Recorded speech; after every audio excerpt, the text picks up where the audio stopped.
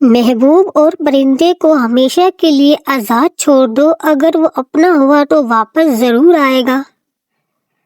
اگر تمہاری قربت میں عورت، بہن، بیوی، بیٹی، ماں مسکرا رہی ہے، جھوم رہی ہے، خوش ہے، آزاد محسوس کرتی ہے تو تم دنیا کے خوبصورت ترین مرد ہو۔ خوش نصیب ہے وہ عورت جس کو شوہر کا بازو تکیے کے طور پر میسر ہو۔ حضرت عائشہ رضی اللہ تعالیٰ عنہ جس برتن سے منہ لگا کر پانی نوش فرماتی تھی، اسی برتن میں اس جگہ سے رسول اللہ صلی اللہ علیہ وسلم اپنا منہ لگا کر پانی نوش فرماتے تھے۔ حضور صلی اللہ علیہ وآلہ وسلم نے ارشاد فرمایا، جو شخص جوانی میں نکاح کر لیتا ہے تو شیطان چیخ اٹھتا ہے، ہائے افسوس، اس نے مجھ سے اپنا دین بچا لیا۔ دنیا میں اگر آپ کو اچھی بیوی اللہ نے دے دی ہے تو سمجھ لیجئے آپ سے زیادہ دولت مند آدمی دنیا میں کوئی نہیں۔ بہترین مرد وہ ہوتا ہے جو اپنی عورت کا ذکر غیر مردوں سے نہیں کرتا۔ عورت کو ایک ایسے مرد کی ضرورت ہوتی ہے جو اسے بچوں کی طرح ڈیل کرے، اس کی بچکانہ حرکات کو برداشت کرے اور سب سے بڑی بات، اس کو منانے کا ہنر آنا چاہیے۔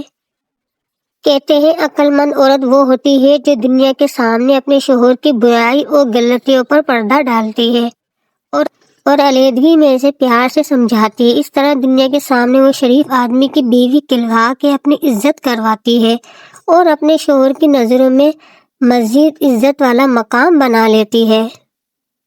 عورت کے تقدس کی حد یہ ہے کہ فرشتوں سے بھی عورت کی بناوٹ کا پردہ رکھا گیا ہے۔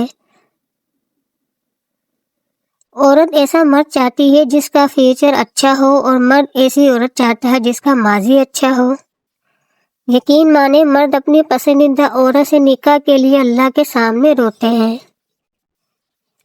ایسے مرد خوش نصیب مرد ہوتے ہیں جن کے سینے سے لگ کر عورت روتی ہے، سکون پا لیتی ہے، کیونکہ ہر مرد میں اتنا حوصلہ اور ہمت نہیں ہوتی کہ وہ عورت کے آنسو صاف کر کے مسکراہٹ اور سکون لے آئے۔ خوبصورت اور پاکیزہ بیوی مرد سے خود کو ایک درجہ کم سمجھ لے تو اللہ تعالیٰ اسے ماں کی صورت میں 3 درجے بلندی عطا فرماتا ہے۔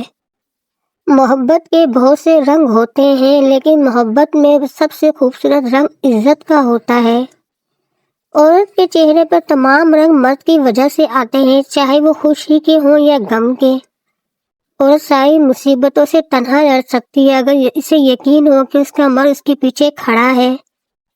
اگر تم غریب ہو یا کسی بھی لحاظ سے یتیم ہو، اسے کسی سے کم ہو، تو اس کا یہ مطلب نہیں کہ آپ عزت کے حقدار نہیں۔ ایک دوسرے کے جیسا ہونا ضروری نہیں، بلکہ ہمیشہ کے لیے ایک دوسرے کے لیے جینا ضروری ہوتا ہے۔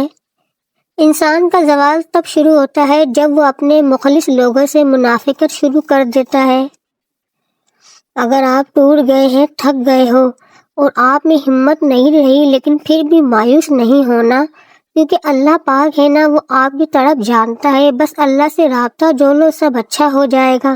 مرد کی غیرت کا معیار یہ ہے کہ وہ جس عورت سے پیار کرے اس کے علاوہ کبھی بھی کسی دوسری عورت کی طرف آنکھ اٹھا کر نہ دیکھے۔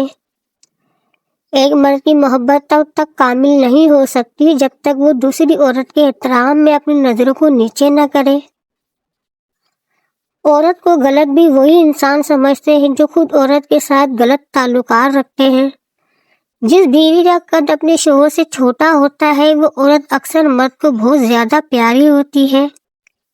عورت اور مرد کا رشتہ 3 باتوں کی وجہ سے مضبوط ہوتا ہے۔ پہلی بات اعتبار، دوسری بات محبت، تیسری اور سب سے اہم بات احساس۔